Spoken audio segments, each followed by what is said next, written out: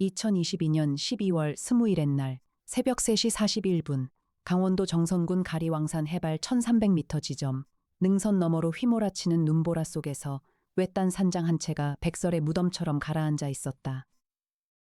산장의 처마는 이미 눈의 무게에 한 뼘쯤 휘어 있었고 굴뚝은 차갑게 식어 있었다.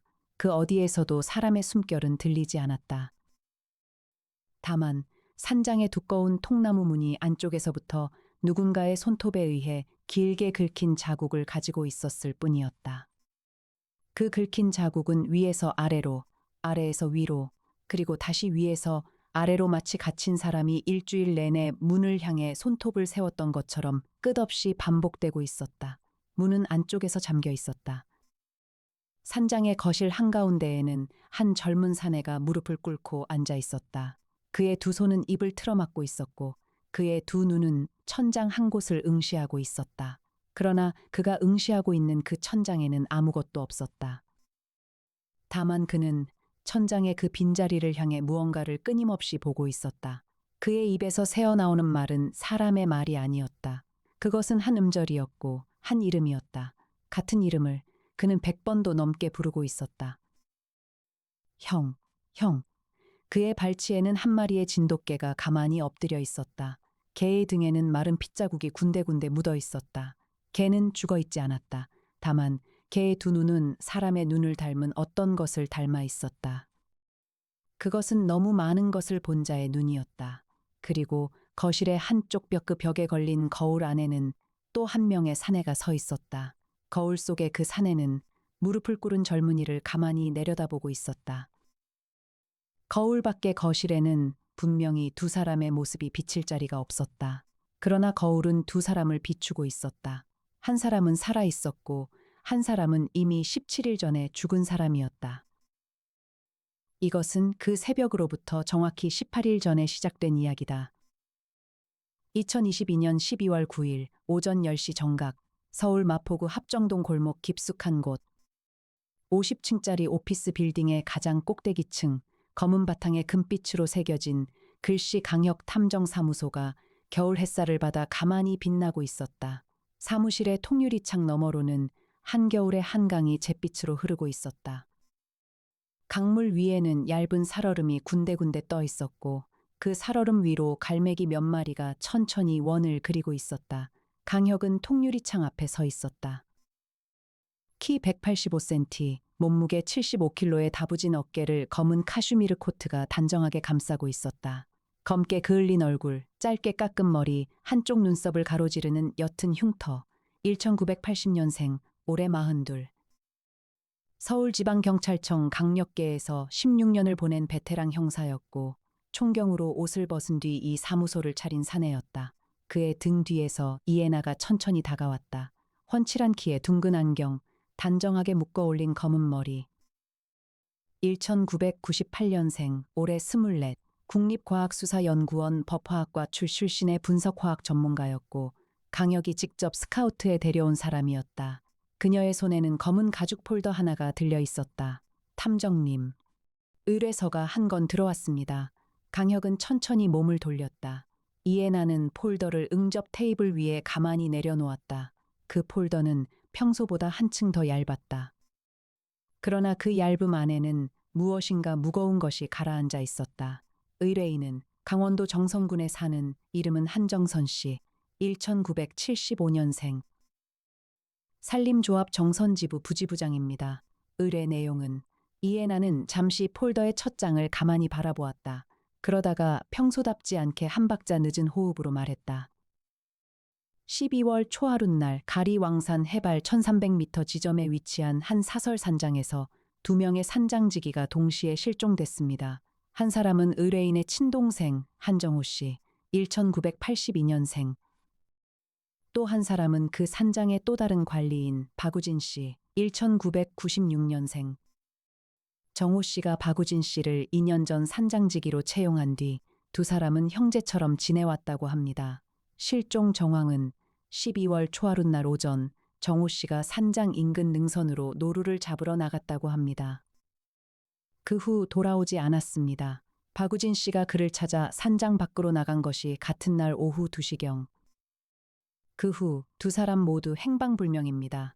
수색은 12월 초 이튿날부터 정선 소방서와 산악구조대가 가리왕산 일대를 수색했습니다. 그러나 12월 초사흘날 밤부터 강원도 일대에 기록적인 폭설이 내리기 시작했고 12월 5일 날에는 산장으로 올라가는 임도가 완전히 막혔습니다. 공식 수색은 12월 7일자로 잠정 중단됐습니다. 강혁의 한쪽 눈썹의 흉터가 짧게 한 번 꿈틀했다. 형사 시절부터의 버릇이었다. 그는 가만히 응접 소파에 앉아 폴더의 첫 장을 열어내렸다. 의뢰인이 우리에게 원하는 것은 이해나는 폴더의 마지막 장을 가만히 짚었다. 거기에는 손글씨로 쓴 한 줄이 적혀 있었다. 떨리는 글씨였다. 동생이 살아있다면 데려와 주십시오. 동생이 죽었다면 그 동생을 죽인 자가 누구인지 알려주십시오. 강혁은 가만히 그 한 줄을 바라보았다. 그러다가 천천히 입을 열었다. 애나 씨. 가리왕산 산장으로 가는 길은 지금도 막혀 있습니까? 임도는 막혀 있습니다. 그러나 이해나는 안경을 살짝 축혀 올리며 말했다. 옥상 헬리포트에서 헬기를 띄우면 산장 인근 능선까지 1시간 40분이면 도달합니다. 송 박사님께서 이미 기상 데이터를 확인해 두셨습니다. 내일 새벽 6시부터 오후 1시까지가 그 다음 폭설이 오기 전 유일한 비행 가능 구간입니다. 강혁은 짧게 미소를 지었다. 그것은 그녀가 언제나 한 발 앞서 있다는 사실에 대한 그가 가질 수 있는 유일한 표현이었다. 애나 씨, 네, 탐정님, 내일 새벽에 갑시다. 같은 날 오후 5시, 사무실의 회의실, 강혁, 이해나, 송태풍 박사, 그리고 조수 나정희가 둘러앉아 있었다. 송태풍은 43살의 의학 박사이자 범죄학 전공자였고 사무소의 수석 연구원이었다. 나정희는 30대 중반의 단아한 미인으로 사무소의 안살림을 도맡고 있었다. 회의실의 한쪽 벽에는 가리왕산의 위성지도가 큼지막하게 띄워져 있었다. 송태풍이 안경을 축혀 올리며 입을 열었다. 강 탐정. 이 사건 저는 솔직히 말해 단순한 조난이 아닙니다. 근거는 한정호 씨가 사라진 12월 초하룻날의 기상 자료를 봤습니다. 그날 가리왕산 능선의 기온은 영하 7도, 시계는 양호, 풍속은 초당 3m. 노련한 산장지기가 노루 한 마리를 쫓다가 길을 잃고 돌아오지 못할 만한 날씨가 결코 아닙니다. 그렇다면 두 가지 가능성입니다. 첫째, 한정호 씨에게 누군가가 능선에서 의도적인 위해를 가했다. 둘째, 한정호 씨와 박우진 씨 사이에 우리가 모르는 어떤 사연이 있었다. 이해나가 노트의 한 면을 짚으며 말했다. 의뢰인이 보내준 자료 중에 한 가지 흥미로운 것이 있습니다. 한정호 씨가 박우진 씨를 산장지기로 채용한 것이 2020년 봄인데 그해 봄 박우진 씨는 강원도의 한 사회복지시설에서 막 퇴소한 직후였습니다. 사회복지시설, 내 보호종료 아동. 1996년생, 만 24살이 되던 해에 시설에서 자립을 위해 퇴소한 청년이었습니다. 그 시설에서 정호 씨와 어떤 인연이 있었습니까? 확인 중입니다. 다만 한정호 씨가 그 시설에 정기적으로 후원을 해오던 것은 분명합니다. 10년 가까이 강혁은 가만히 위성지도의 한 점을 응시했다. 가리왕산 능선의 한 자락, 그 자락의 끝에 작은 점 하나가 표시되어 있었다. 산장이었다. 그는 천천히 말했다. 형제처럼 지냈다고 했지요. 네, 의뢰인의 표현입니다. 형제처럼 지내던 두 사람이 같은 날 사라졌습니다. 송태풍이 짧게 끄덕였다. 강혁은 가만히 자리에서 일어났다. 그가 창밖의 한강을 바라보며 말했다. 내일 새벽 헬기는 저와 애나 씨가 타고 갑니다. 송 박사님은 사무실에서 분석대기, 나정희 씨는 의뢰인 한정선 씨와의 연락을 전담해 주세요. 그리고 그는 잠시 말을 멈췄다. 형에게도 한번 알려두어야겠습니다. 오후 7시, 강혁은 사무실의 자기 방에서 휴대전화를 들었다. 화면에는 형이라는 한 글자가 떴다. 강민혁, 검찰청 고위 간부이자 강혁의 친형이었다. 형은 한 번 신호음 만에 전화를 받았다. 혁아, 형. 저 혁입니다. 무슨 일이냐. 내일 새벽 강원도 가리왕산으로 갑니다. 정선군에 있는 산장 한 곳에 의뢰가 들어왔습니다. 산장지기 두 사람이 12월 초하룻날 동시에 사라졌다고요. 수화기 너머에서 강민혁의 숨이 잠시 멈췄다. 한참을 말이 없었다. 그러다가 그가 천천히 입을 열었다. 한정호, 형 아십니까? 가리왕산 산장. 산장지기 한정호. 그 이름 2018년에 한 번 우리 쪽으로 올라온 적이 있다.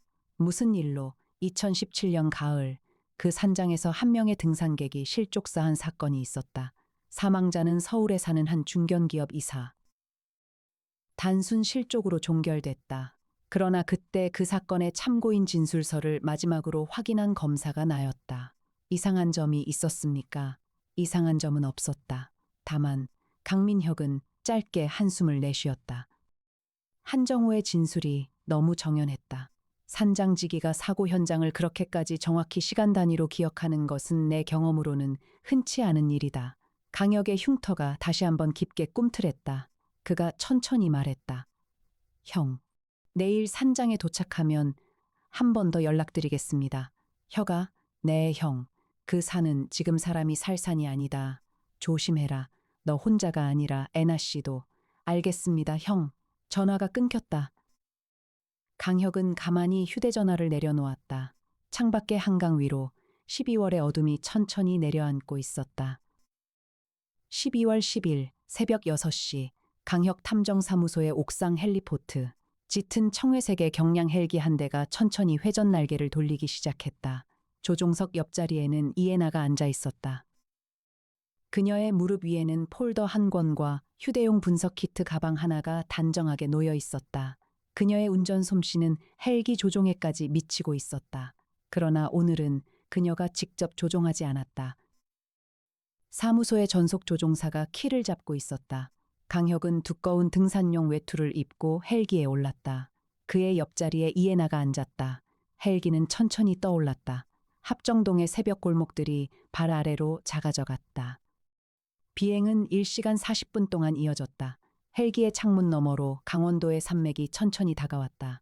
가리왕산.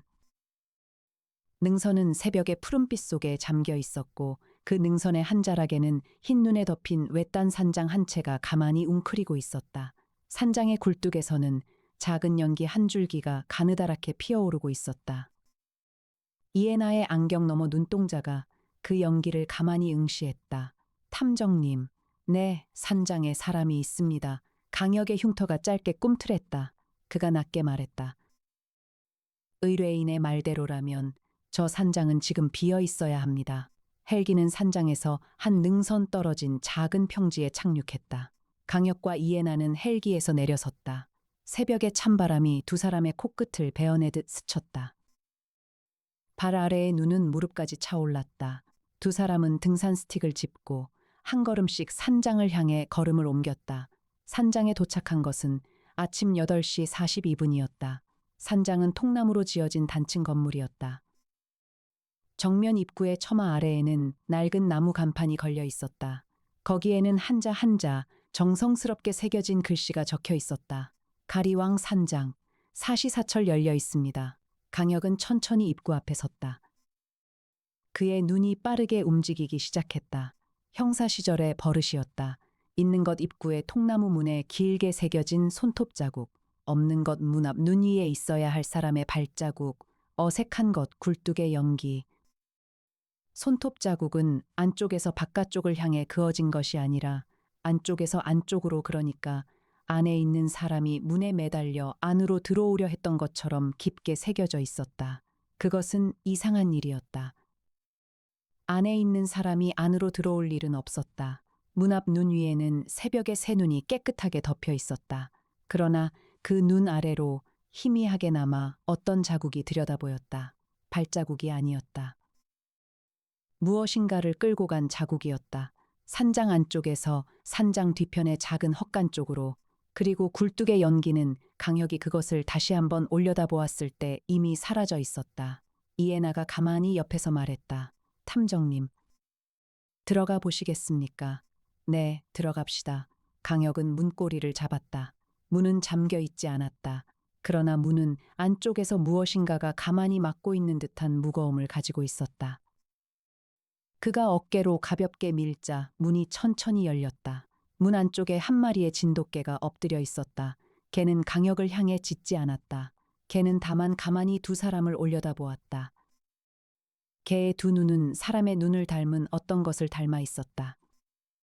산장의 거실은 의외로 따뜻했다. 한쪽 벽의 벽난로에는 아직 마르지 않은 장작이 한 토막 타고 있었다. 누군가가 새벽 안에 그 장작을 거기 넣은 것이다. 두 사람보다 먼저. 거실 한가운데에 큰 나무 식탁이 놓여 있었다. 식탁 위에는 두 사람분의 빈 그릇이 놓여 있었다. 그릇 안에는 다 식어버린 라면, 국물이 한 모금쯤 남아 있었다. 그릇 옆에는 두 짝의 젓가락이 정확히 같은 방향으로 가지런히 놓여 있었다. 이에나가 가만히 식탁의 그릇을 들여다보았다. 그녀의 안경 너머 눈동자가 살짝 가라앉았다. 탐정님. 라면 국물의 표면에 아주 얇은 막이 끼어 있습니다. 막, 네. 라면 국물이 식으면서 굳기 시작한 단계입니다. 시간으로 추정하면 이 그릇이 식탁 위에 놓인 지 약 2시간, 길어야 3시간 안쪽입니다. 강혁의 흉터가 이번에는 짧고 깊게 꿈틀했다. 2시간에서 3시간 안쪽이라면 그것은 두 사람이 산장의 헬기로 도착하기 직전 누군가가 이 거실에 앉아 라면을 먹고 있었다는 뜻이었다. 강혁은 천천히 거실을 둘러보았다. 거실의 한쪽 벽에는 작은 거울이 걸려 있었다. 거울 옆에는 가족 사진 한 장이 액자에 담겨 걸려 있었다. 사진 속에는 두 사람의 사내가 어깨를 나란히 하고 서 있었다. 한 사람은 40에 가까운 단단한 체격의 사내였고 한 사람은 20 중반의 호리호리한 청년이었다. 두 사람 다 짙은 등산복을 입고 있었다. 두 사람의 발치에는 한 마리의 진돗개가 가만히 앉아 있었다. 강혁은 거실의 진돗개를 한 번 더 바라보았다. 사진 속의 그 개였다. 개의 등에는 마른 핏자국이 군데군데 묻어 있었다. 강혁은 가만히 무릎을 굽혀 개의 등을 한번 어루만져 보았다. 개는 그의 손길을 피하지 않았다. 그러나 개의 몸은 살아있는 짐승의 몸치고는 너무 가볍게 떨리고 있었다. 이에나가 휴대용 분석 키트에서 작은 면봉을 꺼냈다. 그녀는 개의 등에 묻은 마른 핏자국을 가만히 채취했다. 그러고는 그 면봉을 키트의 작은 분석기 안에 넣었다. 잠시 후 작은 화면 위로 숫자 몇 개가 떠올랐다. 그녀가 짧게 말했다. 사람 피입니다, 탐정님. 한 사람 것입니까? 두 사람 것입니다. 거실의 공기가 한순간 가라앉았다. 강혁은 천천히 자리에서 일어났다. 그리고 산장의 뒤편 거실에서 안쪽으로 이어지는 좁은 복도를 향해 한 걸음씩 걸음을 옮기기 시작했다. 복도의 끝에는 2개의 방이 마주보고 있었다. 한쪽 방의 문 앞에는 한 켤레의 등산화가 가지런히 놓여 있었다. 다른 한쪽 방의 문 앞에는 아무것도 놓여 있지 않았다. 강혁은 등산화가 놓인 방의 문을 천천히 열었다. 방은 어두웠다. 그러나 그 어둠 안에서 무엇인가가 가만히 강혁을 바라보고 있었다. 침대 위에 한 사내가 앉아 있었다. 무릎 위에 두 손을 가지런히 모으고 그의 두 눈은 강혁을 향해 있었으나 그의 두 눈은 강혁을 보고 있지 않았다. 20 중반의 호리호리한 청년이었다. 사진 속의 박우진이었다. 박우진은 살아있었다. 그러나 박우진은 살아있다고 말하기 어려운 무엇이었다. 그의 얼굴은 마른 종이장처럼 핏기가 없었고 그의 입술은 시퍼렇게 갈라져 있었다. 그의 두 눈에는 어떤 빛도 들어있지 않았다. 다만 그는 강혁을 향해 천천히 입을 열었다. 그의 목소리는 사람의 목소리라기보다는 오래 묵힌 종이가 바스러질 때의 그 소리에 가까웠다. 형은요? 강혁은 잠시 그의 앞에 무릎을 굽혔다. 그가 가만히 말했다. 박우진 씨, 형은요? 형은 어디 있어요? 한정우 씨를 말씀하시는 겁니까? 네, 형, 우리 형. 이에나가 가만히 그의 손목을 짚었다. 맥박을 확인하는 것이었다. 그녀가 짧게 강혁에게 말했다. 맥박은 정상입니다. 그러나 체온이 조금 떨어져 있습니다. 가벼운 탈수와 영양실조 증상도 있습니다. 의식은 있습니다. 다만 이에나는 잠시 말을 멈췄다. 그녀의 시선이 박우진의 두 눈을 가만히 응시했다. 기억의 일부에 어떤 단절이 있는 것 같습니다. 강혁은 천천히 박우진의 어깨를 짚었다. 그가 낮은 목소리로 물었다. 박우진 씨. 오늘이 며칠인지 아십니까? 박우진은 잠시 멈칫했다. 그가 천천히 입을 열었다. 오늘은 12월 초하룻날이지요. 이에나의 안경 너머 눈동자가 미세하게 가라앉았다. 오늘은 12월 10일이었다. 박우진은 10일을 잃어버린 사람이었다. 강혁이 다시 물었다. 12월 초하룻날 한정호 씨가 노루를 잡으러 능선으로 올라갔지요? 네. 형은 능선으로 갔어요. 그 후 박우진 씨는 어떻게 하셨습니까? 형이 돌아오지 않았어요. 네. 그래서 저는 형을 찾으러 산장 밖으로 나갔어요. 몇 시쯤이었습니까? 오후 2시쯤이요. 그래서 어떻게 됐습니까? 박우진의 두 눈이 처음으로 흔들렸다. 그의 입술이 천천히 떨렸다. 그가 더듬더듬 말을 이어갔다. 능선을 1시간쯤 올랐을 때예요. 그때 눈이 내리기 시작했어요. 처음엔 가루눈이었어요. 그런데 10분도 안 돼서 그게 한방눈이 됐어요. 1시간이 안 돼서 시계가 안 보였어요. 저는 형의 이름을 부르면서 한참을 헤맸어요. 그러다가 어디선가 형이 대답을 했어요. 어디서요? 그게 기억이 안 나요. 그저 형의 목소리가 들리는 쪽으로 갔어요. 그리고 어딘가에서 제가 발이 미끄러졌고 그 다음은 기억이 없어요. 정신을 차렸을 때 저는 이 산장 안에 있었어요. 혼자. 박우진의 두 눈에서 처음으로 눈물 한 줄기가 흘러내렸다. 형은요? 형은 어디 있어요, 탐정님? 강혁은 가만히 그의 어깨를 짚었다. 그가 짧게 말했다. 박우진 씨, 잠시 누우십시오. 따뜻한 물과 음식을 가져다 드리겠습니다. 이에나가 가방에서 보온병과 간이 영양식을 꺼냈다. 그녀는 박우진에게 천천히 따뜻한 차와 죽 한 그릇을 먹였다. 박우진은 그것을 받아 마셨다. 그러나 그의 두 눈은 끝내 그 어떤 한 곳도 정확히 바라보지 못했다. 복도 밖으로 나온 두 사람은 한참을 말이 없었다.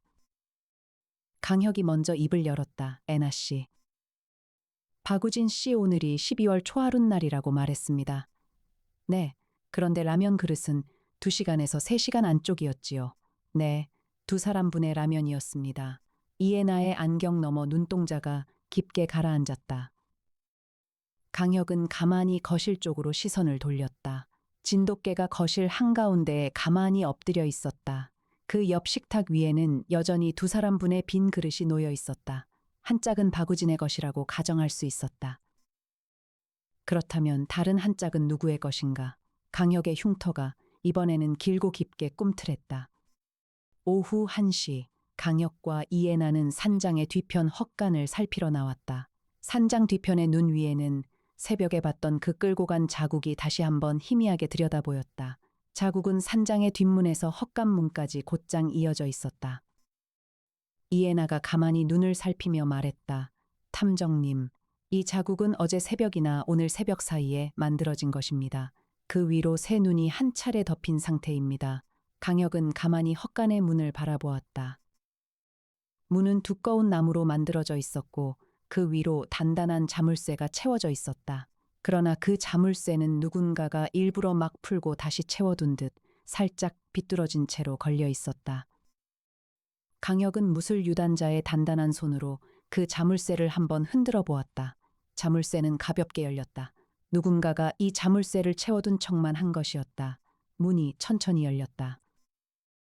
헛간 안에는 여러 가지 산장의 살림이 쌓여 있었다. 장작더미, 등산용 로프 묶음, 빈 사료 포대, 그리고 작은 발전기 한 대. 그러나 헛간의 가장 안쪽 구석에는 두꺼운 회색 천이 덮인 무엇인가가 길게 누워 있었다. 이에나가 가만히 그 천을 들춰보았다. 천 아래에서 한 사내의 얼굴이 천천히 드러났다. 40에 가까운 단단한 체격의 사내였다. 사진 속에 한정호였다. 한정호는 죽어 있었다. 그의 얼굴은 평온했다.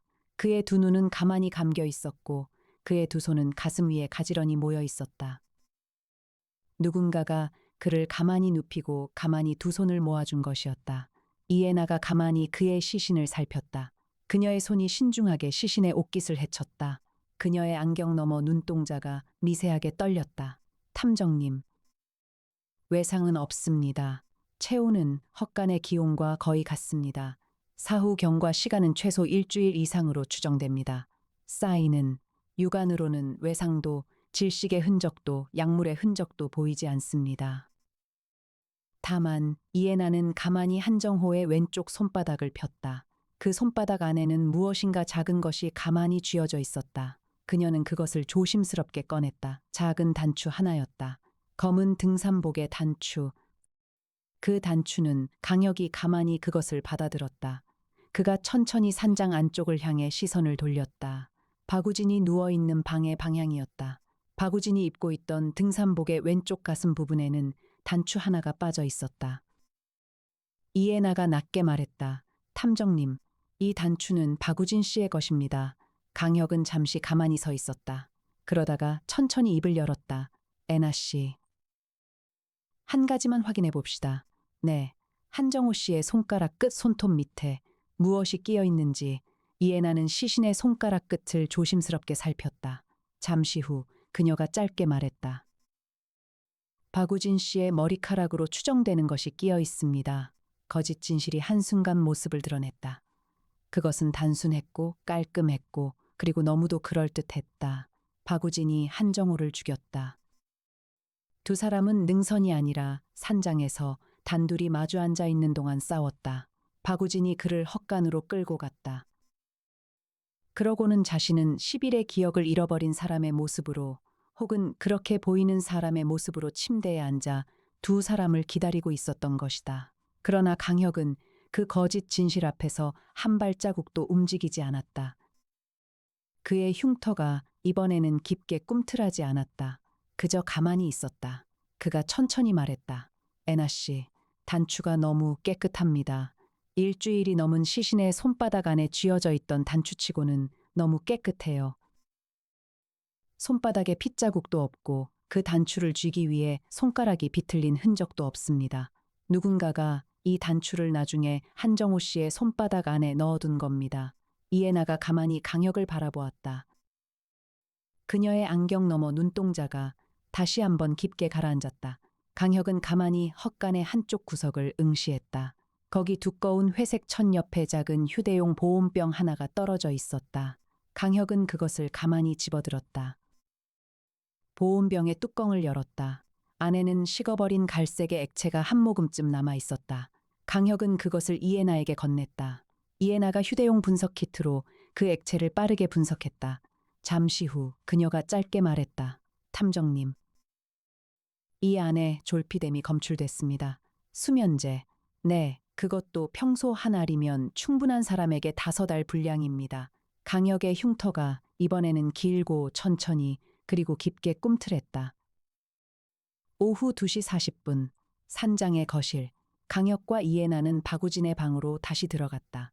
박우진은 침대 위에 앉아 있었다. 그의 두 눈은 아까와 같이 강혁을 향해 있었으나 강혁을 보고 있지 않았다. 강혁은 천천히 그의 앞에 무릎을 굽혔다. 그가 낮게 말했다. 박우진 씨, 오늘은 12월 10일입니다. 박우진의 두 눈이 처음으로 흔들렸다. 그의 입술이 가늘게 떨렸다. 그러나 그는 아무 말도 하지 않았다.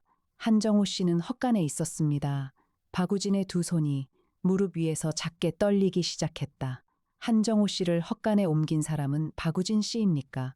박우진은 한참을 말이 없었다. 그러다가 천천히 입을 열었다. 그의 목소리는 사람의 목소리에 처음으로 가까이 다가와 있었다. 네, 왜 옮기셨습니까? 형이 거실에서 죽어 있는 모습을 더는 보고 있을 수가 없었어요. 형이 어떻게 죽어 있던가요?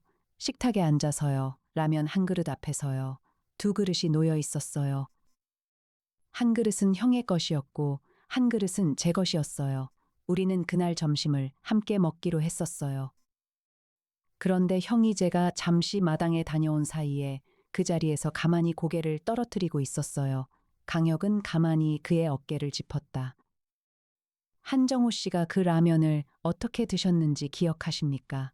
라면 옆에 보온병이 한 통 있었지요. 그 안에 든 차를 한정호 씨가 라면과 함께 드셨지요. 네, 그 차 누가 끓였습니까? 박우진의 입술이 잠시 멈칫했다. 그러다가 그가 천천히 말했다. 형이 직접 끓였어요. 형은 산장에서는 모든 차를 본인이 직접 끓이는 사람이었어요. 형은 다른 사람이 끓인 물은 마시지 않았어요. 산장지기의 버릇이라고 형이 늘 말했어요. 강혁은 가만히 박우진을 바라보았다. 박우진의 두 눈에서 다시 한번 눈물이 흘러내렸다. 그가 더듬더듬 말을 이어갔다. 형이 죽고 나서 저는 한참을 식탁 앞에 앉아 있었어요. 그러다가 누군가가 산장 문을 두드렸어요. 이에나의 손이 노트 위에서 멈췄다. 누구였습니까? 문을 열었더니 거기 한 사내가 서 있었어요. 양복을 입고 있었어요. 산에 어울리지 않는 깔끔한 양복이었어요. 이름은요? 이름은 말하지 않았어요. 다만 저에게 한정호 씨는 어디 있느냐고 물었어요. 저는 형이 식탁에 앉아 있다고 말했어요. 그 사내가 거실로 들어와 형을 한참 들여다봤어요. 그러더니 저에게 박우진 씨, 당신이 형을 죽인 것으로 해야 합니다라고 말했어요. 거실 밖에서 바람이 한번 길게 산장의 벽을 스쳤다. 박우진의 목소리가 점점 떨려갔다. 저는 싫다고 말했어요. 형은 제가 죽인 게 아니라고. 그랬더니 그 사내가 무엇인가를 제 입가에 대고 그 다음은 기억이 없어요. 정신을 차렸을 때 저는 이 방의 침대 위에 누워 있었어요. 그리고 매일 아침 누군가가 저에게 죽을 끓여줬어요. 저는 그게 형인 줄 알았어요. 저는 그게 형의 목소리인 줄 알았어요. 형이 살아있는 줄 알았어요. 그래서 저는 오늘이 12월 초하룻날이라고 매일매일 똑같이 생각했어요. 강혁은 가만히 그의 어깨를 짚었다. 그의 손에 힘이 들어가 있었다. 그러나 그 힘은 박우진을 향한 것이 아니었다. 이에나가 짧게 무전기를 들었다. 사무실에 송태풍 박사를 호출했다. 송 박사님, 한정호 씨의 산장의 과거 한 달 사이에 방문한 외부인의 기록을 추적해 주십시오. 정선군 일대의 차량 통행 기록, 인근 펜션과 식당의 카드 결제 내역, 그리고 그녀는 잠시 말을 멈췄다. 2017년 가을, 가리왕 산장에서 실족사한 그 중견기업 이사. 그 사람의 가족 구성원도 함께 확인해 주세요. 송 박사가 무전기 너머로 짧게 답했다. 확인하겠습니다. 애나 씨, 30분 안에 회신 드리겠습니다. 오후 3시 12분, 송태풍 박사의 회신이 도착했다. 이에나가 무전기를 들고 잠시 거실의 한쪽 구석으로 갔다. 그녀는 한참을 말없이 송 박사의 보고를 들었다. 그 후 그녀는 천천히 돌아왔다. 그녀의 안경 너머 눈동자에는 어떤 깊은 그림자가 들어 있었다. 탐정님, 네, 2017년 가을 가리왕 산장에서 실족사한 그 중견기업 이사. 이름은 윤대성, 1968년생. 사망 당시 만 49세. 네, 그의 외아들이 2022년 현재 한 대형 로펌의 변호사입니다. 이름은 윤지석, 1992년생. 만 30세. 이 윤지석 씨가 2021년 겨울부터 한정호 씨에게 여러 차례 연락을 취해온 기록이 있습니다.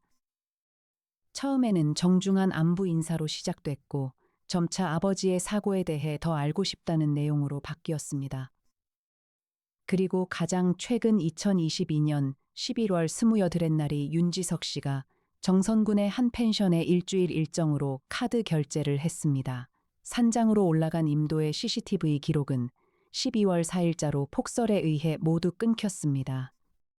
그러나 12월 초하룻날 그 펜션의 차량이 임도 입구에서 출발해 산장 방향으로 향한 영상은 남아 있습니다. 강혁의 흉터가 이번에는 깊게 꿈틀하지 않았다. 그저 길게 가만히 멈춰 있었다. 이에나가 천천히 말을 이었다. 한 가지가 더 있습니다. 네, 2017년의 그 실족사 사건. 한정호 씨가 진술서에서 사망자 윤대성 씨가 능선에서 발을 헛디뎠다고 한 시각이 오후 2시 40분이었습니다. 그러나 그 사고가 신고된 시각은 오후 5시 17분입니다. 그 사이에 2시간 37분 동안 한정호 씨는 누군가에게 한 통의 전화를 걸었습니다. 통화 시간은 4분 42초. 통화 상대는 윤대성 씨의 회사 동료였던 한 사람. 그 사람은 그 통화 직후 한정호 씨의 산장 후원자 명단에 이름을 올렸습니다. 거실의 공기가 깊게 가라앉았다. 강혁은 가만히 창밖을 바라보았다. 가리왕산의 능선 위로 12월의 늦은 햇살이 천천히 기울어가고 있었다. 2017년 가을 한정호의 산장에서 한 등산객이 실족사로 죽었다. 그것은 단순한 사고가 아니었다. 한정호는 누군가의 의뢰를 받아 혹은 누군가와 짜고 그 사고에 어떤 식으로든 손을 댔다. 그리고 5년의 시간이 지났다. 죽은 등산객의 아들이 그 진실을 알게 되었다. 그는 한정호에게 천천히 정중하게 그러나 집요하게 다가갔다. 그러고는 12월 초하룻날 가리왕 산장의 식탁 앞에서 그 모든 것을 끝냈다. 그가 박우진을 죽이지 않은 것은 자비가 아니었다. 그것은 더 단단한 설계였다. 박우진을 살려두고 박우진의 머리카락과 단추를 한정호의 시신에 심어두고 박우진이 10일의 기억을 잃은 채 깨어나게 함으로써 한정호의 죽음을 박우진의 죄로 만들어두는 설계였다. 강혁은 가만히 박우진의 방을 향해 시선을 돌렸다. 박우진은 침대 위에 가만히 앉아 있었다. 그의 두 눈은 여전히 사람의 두 눈을 닮은 어떤 다른 것에 가까웠다. 이에나가 가만히 강혁의 옆에 섰다. 그녀가 낮은 목소리로 말했다. 탐정님, 네, 한정호 씨는 사실 가해자였습니다. 5년 전에, 네, 그리고 박우진 씨는 한정호 씨의 죽음을 자기 형의 죽음으로 받아들이고 있는 사람입니다. 네, 우리는 누구를 위해 이 사건을 끝내야 하는 걸까요? 강혁은 한참을 말이 없었다. 가리왕산 능선 너머로 늦은 햇살의 마지막 한 조각이 천천히 사라지고 있었다. 산장의 거실에는 박우진과 진돗개가 가만히 앉아 있었다. 그 둘은 이 산장 안에서 가장 외로운 두 개의 생명이었다. 강혁이 천천히 말했다. 애나 씨, 사람은 피해자였다가 가해자가 되기도 하고 가해자였다가 피해자가 되기도 합니다. 한정호 씨는 5년 전에 가해자였고 5년 후에 피해자가 됐습니다. 박우진 씨는 5년 전에 아무것도 아니었고 5년 후에 누군가가 만들어둔 가짜 가해자가 됐습니다. 윤지석 씨는 5년 전에 피해자였다가 5년 후에 가해자가 됐습니다. 우리가 끝내야 할 것은 그 가해자와 피해자의 자리바꿈이 더 이상 일어나지 않도록 하는 것입니다. 박우진 씨를 가짜 가해자의 자리에서 끌어내리는 것, 윤지석 씨가 또 다른 가해자로 살아가지 않도록 멈춰 세우는 것, 그리고 한정호 씨의 진짜 죄가 무엇이었는지, 그 죄를 누가 어떻게 짊어져야 했는지, 그 진실이 더 이상 산장의 헛간 안에 묻혀 있지 않도록 하는 것. 이에 나는 가만히 강혁의 옆 얼굴을 바라보았다. 그녀는 그가 한 그 말 안에서 그가 오랜 형사 시절에 만났던 그 가족의 가장 한 가족의 평생을 단 하룻밤에 잃어버렸던 그 가장의 그림자를 다시 한번 보고 있었다. 그녀는 짧게 말했다. 네, 탐정님. 오후 4시 20분, 산장 밖, 강혁은 짧게 옷매무새를 가다듬었다. 그가 무전기를 들었다. 사무실의 송태풍 박사를 향해 그가 낮게 말했다. 송 박사님, 정성군의 그 펜션, 윤지석 씨가 묵고 있던 그 펜션. 지금도 그가 거기에 있는지 확인해 주십시오. 확인했습니다. 강 탐정, 오늘 아침 7시 40분에 체크아웃 기록이 있습니다. 그러나 펜션의 CCTV에 잡힌 그의 차량은 펜션 입구에서 임도 방향으로 다시 돌아 들어갔습니다. 12월 초 이튿날부터 임도가 막혀 있었음에도 불구하고요. 강 탐정. 한 가지가 더 있습니다. 네, 임도가 막힌 12월 4일자 이후 그 차량이 임도가 아닌 다른 길을 이용했을 가능성이 있습니다. 가리왕산 동쪽 능선 아래로 임업도로 한 가닥이 있습니다. 그 도로는 폭설에도 비교적 늦게 막히는 길입니다. 그 길을 이용했다면 산장에서 도보로 1시간 거리입니다. 강혁의 흉터가 이번에는 짧고 깊게 꿈틀했다. 그가 무전기를 내리며 가만히 능선 동쪽을 응시했다. 애나 씨, 네, 산장에 한 사람이 더 있습니다. 박우진 씨가 매일 아침 죽을 끓여줬다고 한 그 사람이, 네, 그 사람은 오늘 아침에도 산장 안에 있었습니다. 그 라면 그릇 안에 막은 2시간에서 3시간 안쪽이라고 하셨지요. 네, 우리가 헬기에서 내릴 때 그 사람은 산장 안에 있었습니다. 그리고 우리가 산장에 도착했을 때 그 사람은 산장 밖으로 나갔습니다. 어딘가에서 그 사람은 지금 우리를 보고 있습니다. 이에 나는 가만히 산장의 주위를 둘러보았다. 가리왕산의 능선은 완벽한 백색의 침묵 안에 잠겨 있었다. 그러나 그 침묵 안 어딘가에 한 사람의 호흡이 가만히 숨어 있었다. 강혁이 천천히 말했다. 애나 씨, 산장 안으로 들어가 계십시오. 박우진 씨와 함께, 진돗개도 함께 문을 안에서 잠그시고 송 박사님께 헬기 추가 출동을 요청해 주십시오. 탐정님은요. 저는 능선 동쪽으로 갑니다. 이에 나는 잠시 멈칫했다. 그러나 그녀는 곧 천천히 고개를 끄덕였다. 그녀는 그가 형사 시절부터 골목이나 담장, 좁은 공간의 지리를 본능적으로 읽어내는 사람임을 알고 있었다. 그녀는 다만 짧게 말했다. 네, 탐정님. 1시간 안에 돌아오십시오. 네. 1시간 안에 강혁은 등산 스틱을 단단히 짚었다. 그가 산장의 동쪽 능선을 향해 한 걸음씩 천천히 걸음을 옮기기 시작했다. 그의 등 뒤에서 산장의 문이 안쪽에서 가만히 잠겼다. 능선의 동쪽 사면, 눈은 무릎까지 차올라 있었다. 강혁은 한 걸음씩 한 걸음씩 천천히 걸었다. 그의 눈은 빠르게 움직였다. 있는 것 새벽 사이에 누군가가 지나간 발자국. 그 발자국 위로 새 눈이 덮여 있었으나 그 깊이의 차이로 인해 자국의 윤곽이 희미하게 들여다보였다. 없는 것 그 발자국의 끝.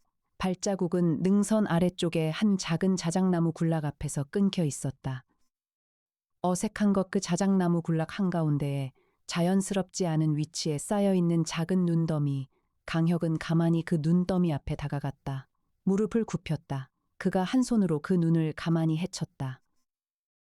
눈 아래에서 한 자루의 검은 백팩이 모습을 드러냈다.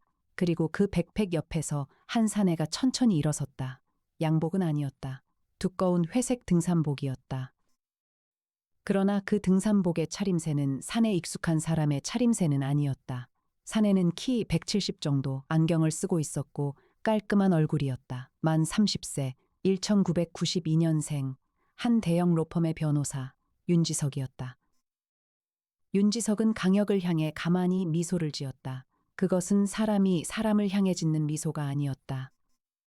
그것은 오랫동안 한 사람의 죽음을 자기 안에 묻어둔 사람이 그 묻은 자리에서 끝내 피워낸 어떤 비뚤어진 꽃과 같은 미소였다. 탐정님, 윤지석이 천천히 입을 열었다. 이쯤이면 오실 줄 알았습니다. 강혁은 가만히 그의 앞에 섰다. 그가 낮게 말했다. 윤지석 씨, 네, 한정호 씨를 직접 죽이셨습니까? 수면제 5알을 차에 탔습니다. 그 사람이 평소 본인이 직접 끓인 차만 마신다는 것을 저는 한 달 전부터 알고 있었습니다. 그래서 저는 한 달 전부터 그 사람의 차통 안에 미리 가루를 섞어 두었습니다. 그 사람이 12월 초하룻날 자신의 손으로 그 차를 끓여 마시기까지 저는 한 달을 기다렸습니다. 제 아버지는 그 사람의 산장에서 떨어져 죽었습니다. 단순한 실족이 아니었습니다. 제 아버지는 그날 어떤 사람을 만나러 그 산장에 올라가셨습니다. 그 사람과 우리 아버지 사이에 어떤 거래가 있었습니다. 그 거래의 끝에 우리 아버지가 사라졌습니다. 한정호는 그 거래의 자리에서 무슨 일이 있었는지를 정확히 알고 있는 단 한 명의 증인이었습니다. 그런데 그 사람은 그 사실을 5년 동안 누구에게도 말하지 않았습니다. 저는 5년 동안 그 사람의 입을 열어보려 했습니다. 정중하게, 인내하면서. 그러나 그 사람은 입을 열지 않았습니다. 그래서 저는 그 사람의 입을 다른 방식으로 닫아야 했습니다. 강혁의 흉터가 이번에는 길고 천천히 그리고 깊게 꿈틀했다. 그가 가만히 입을 열었다. 윤지석 씨, 네, 박우진 씨는 왜 살려두셨습니까? 윤지석의 얼굴 위에 잠시 그늘이 졌다. 그가 천천히 말했다. 그 사람도 한정호의 죄를 알고 있을 가능성이 있었습니다. 그러나 제가 며칠을 지켜보니 그 사람은 아무것도 모르고 있었습니다. 그저 한정호를 형으로 알고 따르고 있을 뿐이었습니다. 저는 그 사람을 죽일 수 없었습니다. 다만 누군가는 한정호를 죽인 사람의 자리에 있어야 했습니다. 그래서 박우진 씨를 그 자리에 세우셨군요. 네, 박우진 씨가 보호 종료 아동 출신이라는 것을 아셨습니까? 윤지석은 잠시 멈칫했다. 그가 천천히 말했다. 네, 한정호 씨가 그 시설에 10년 동안 후원을 해왔다는 것은요. 네, 그 후원이 어떤 죄책감의 표현이었을 가능성에 대해서는 한 번이라도 생각해 보셨습니까? 윤지석의 얼굴 위로 한 줄기의 무엇이 흘러내렸다. 그것은 눈물인지 녹은 눈인지 알 수 없었다. 그가 가만히 말했다. 저는 그 사람의 죄책감 같은 것에는 관심이 없었습니다. 강혁은 가만히 그의 앞에 섰다. 그가 천천히 말했다. 윤지석 씨. 한정호 씨는 죄가 있는 사람이었습니다. 분명히. 그러나 그 사람의 죄는 5년 동안 그 사람을 안에서부터 무너뜨리고 있던 무엇이기도 했습니다. 그리고 박우진 씨는 한정호 씨가 그 무너짐의 한가운데에서 붙잡고 있던 마지막 한 줄의 끈이었습니다. 박우진 씨를 가짜 가해자의 자리에 세우는 일은 한정호 씨의 죄와는 별개의 또 다른 죄였습니다. 내려가십시다. 박우진 씨에게 진실을 말씀해 주십시오. 한정호 씨가 어떤 죄를 지은 사람이었는지, 그리고 윤지석 씨께서 그 사람을 어떻게 멈춰 세웠는지, 박우진 씨는 그 진실을 들을 자격이 있는 사람입니다. 그는 5년 동안 한정호 씨를 형이라고 부르며 살아온 사람이고, 또한 10일 동안 자기가 자기 형을 죽인 사람이라고 잘못 믿어온 사람이기도 합니다. 그 사람의 시비를 누군가가 돌려줘야 합니다. 윤지석은 한참을 말이 없었다. 가리왕산 동쪽 능선의 바람이 그의 등 뒤로 길게 한번 지나갔다. 그가 천천히 무릎을 굽혔다. 백팩 옆에 눈 위에 그가 가만히 앉았다. 그의 두 손이 자기 무릎 위로 떨어졌다. 그가 작게 말했다. 네, 탐정님. 12월 10일 저녁 6시 40분 가리왕산 해발 1300m 가리왕 산장. 산장의 거실에는 5사람이 가만히 앉아 있었다. 강혁, 이애나, 박우진, 윤지석. 그리고 거실의 한가운데에 가만히 엎드린 한 마리의 진돗개. 헬기 2대가 능선 아래에 차례로 도착해 있었다. 한 대는 박우진을 위해, 한 대는 윤지석을 위해. 박우진은 침대에서 일어나 거실의 식탁 앞에 가만히 앉아 있었다. 그의 두 눈은 이제 사람의 두 눈으로 천천히 돌아오고 있었다. 그의 무릎 위에는 한정호의 손바닥 안에 있었던 그 작은 단추가 가만히 놓여 있었다. 강혁이 그것을 가짜 증거가 아니라 한 사람이 한 사람에게 남기고 간 마지막 단추로 박우진의 손에 돌려준 것이었다. 윤지석은 박우진의 맞은편에 가만히 앉아 있었다. 그는 한참을 말이 없었다. 그러다가 천천히 입을 열었다. 그의 목소리는 사람의 목소리에 천천히 가까이 다가오고 있었다. 박우진 씨, 제가 형님을 멈춰 세웠습니다. 그러나 그분이 어떤 죄를 지은 사람이었는지, 그리고 그 죄가 박우진 씨에게는 어떤 의미였는지 저는 박우진 씨께 직접 말씀드리겠습니다. 지금부터 한참 동안 박우진은 가만히 자기 무릎 위의 단추를 내려다보았다. 그의 두 눈에서 두 줄기의 눈물이 천천히 흘러내렸다. 그러나 그의 입가에는 어떤 작은 풀어짐이 묻어 있었다. 그것은 슬픔의 풀어짐이었고 동시에 10일의 거짓에서 빠져나온 사람의 풀어짐이기도 했다.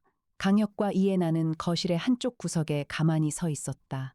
두 사람은 박우진과 윤지석의 그 긴 대화를 가만히 지켜보고 있었다. 이애나가 가만히 강혁의 옆에서 말했다. 탐정님, 네, 오늘 사건 끝났습니다. 네, 끝났습니다. 애나 씨, 네, 탐정님, 한 가지 여쭤봐도 되겠습니까? 이애나는 가만히 그를 바라보았다. 그의 옆얼굴 위로 산장의 벽난로의 불빛이 길게 드리워져 있었다. 그녀가 짧게 답했다. 네, 탐정님, 애나 씨는 오늘 산장에서 가장 무엇이 견디기 힘드셨습니까? 이애나는 한참을 말이 없었다. 그러다가 천천히 입을 열었다. 진돗개의 두 눈입니다, 탐정님. 적에는 산장에서 10일 동안 한 사람의 죽음과 한 사람의 광기와 한 사람의 거짓 자수를 다 보고 있었습니다. 저 개의 두 눈은 오늘 산장에 들어선 그 순간부터 사람의 두 눈을 닮은 어떤 것이었습니다. 저는 저 개에게 어떻게 위로를 건네야 할지를 모르겠습니다. 강혁은 가만히 거실 한가운데의 진돗개를 바라보았다. 그가 천천히 무릎을 굽혔다. 그가 한 손으로 개의 등을 가만히 어루만졌다. 개는 그의 손길을 피하지 않았다. 개의 두 눈이 천천히 한번 감겼다가 천천히 한번 떠졌다. 그것은 개가 사람을 향해 보내는 가장 깊은 한 차례의 인사였다. 강혁이 가만히 말했다. 이 개는 오늘부터 우리 사무실에서 살게 합시다. 네, 탐정님. 산장의 창문 너머로 가리왕산의 겨울밤이 천천히 깊어지고 있었다. 능선 위로는 별 몇 알이 차갑게 떠 있었다. 산장의 벽난로 안에서는 마른 장작이 가만히 타고 있었다. 그 타들어가는 소리만이 거실 안의 5생명의 호흡과 함께 가만히 흐르고 있었다. 세상에는 여전히 무엇인가를 잃고 무너진 사람들이 너무도 많았다. 한정호도 그런 사람이었고, 박우진도 그런 사람이었고, 윤지석도 그런 사람이었다. 그리고 산장의 한가운데에 가만히 엎드린 한 마리의 개도 그런 한 생명이었다. 그러나 오늘 저녁 적어도 가리왕산 해발 1300m의 이 외딴 산장 안에서는 그 무너진 사람들의 뒤를 끝까지 따라가지고 지켜주겠다는 한 사내와 그 사내의 옆에 한 걸음 뒤에서 묵묵히 서 있는 한 여인이 있었다. 두 사람의 그림자는 산장의 마룻바닥 위에 길게 드리워져 있었다. 두 그림자는 서로 닿지는 않았다. 다만 두 그림자의 끝은 같은 방향을 향해 천천히 늘어나고 있었다. 벽난로의 마지막 한 토막의 장작이 가만히 무너져 내렸다. 산장의 거실 안으로 새로운 한 줄기의 따뜻함이 천천히 퍼져나갔다. 진돗개가 가만히 한번 길게 숨을 내쉬었다. 그 숨결은 산장의 오랜 침묵을 가만히 풀어가는 첫 번째 호흡이었다.